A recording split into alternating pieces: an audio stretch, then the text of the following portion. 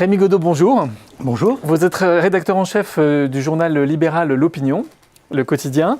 Alors, un grand débat actuel, c'est la montée des inégalités un peu partout autour de la planète. L'économiste Branko Milanovic en a fait une courbe, d'ailleurs, pour faire une analyse mondiale de ce phénomène. On voit bien que ce phénomène, dans certaines sociétés, puisqu'elle n'est pas partout, la montée des inégalités, mais a des conséquences politiques, avec la montée des extrêmes notamment. Est-ce qu'il y a une solution libérale face à ce phénomène ? Alors, il peut y avoir une solution libérale. J'y viendrai. D'abord, il faut, faire le constat que oui, il y a une montée des inégalités et qu'on voit que cette montée des inégalités perturbe les économistes parce qu'elle est en quelque sorte jamais vue.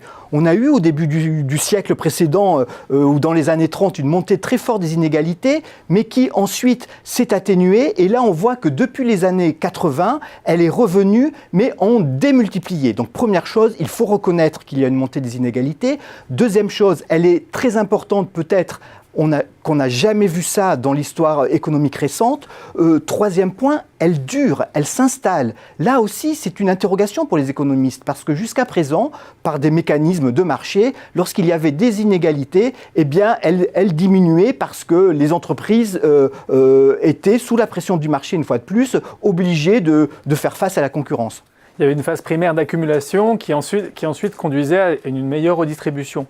Alors, qu'est-ce qui se passe là ? Il y a des rentes qui se sont constituées ? C'est ça un peu votre analyse, je Alors crois. voilà, l'idée c'est qu'on a deux phénomènes jamais vus. C'est la mondialisation, le numérique. Le numérique vous permet de faire des groupes mondiaux. La mondialisation fait que le terrain de jeu, le ring de boxe est finalement mondial. Et donc ce qu'on constate, c'est que se constituent des groupes énormes dans le numérique, mais je peux vous donner par exemple Microsoft, qui commence à être un peu âgé, mais qui a toujours aujourd'hui 90% de la part de marché des systèmes d'exploitation. Google, 90% de la pub liée aux moteurs de recherche. Facebook, 75% de la part de marché des réseaux sociaux. C'est sûr que ces groupes-là sont énormes, ont des marges jamais vues et on constate à l'opposé, une relative stagnation de la productivité et une stagnation, voire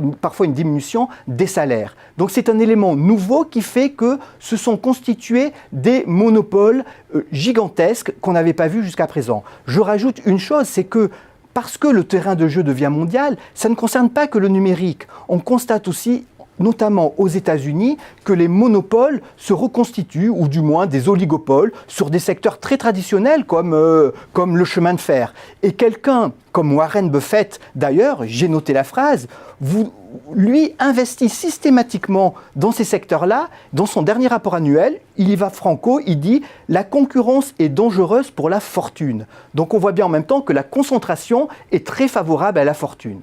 Ça permet d'accumuler une rente. Alors, est-ce qu'il y a une solution libérale ou est-ce qu'il n'y en a plus finalement dans cette échelle-là ? À une époque, on disait qu'il fallait que les monopoles soient démantelés au nom de la bonne concurrence. Absolument. Voilà la solution libérale, voilà la solution capitaliste, voilà la solution que devrait imposer le marché, c'est qu'il faut démanteler les monopoles. Il faut que la réglementation ne soit pas là pour protéger ces entreprises, mais au contraire pour faciliter l'entrée de nouveaux concurrents. Le problème, c'est qu'on est dans une géopolitique un peu différente. Il y a la Chine. La Chine pratique un capitalisme étatique très particulier, autoritaire, nationaliste et enfin faussement libre-échangiste.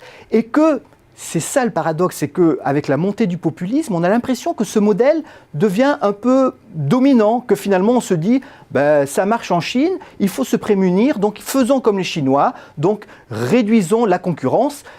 Donc on peut se dire que si on va sur cette voie-là, les inégalités sont loin de pouvoir être diminuées. Rémi Godeau, rédacteur en chef de L'Opinion, merci pour cette analyse. Merci.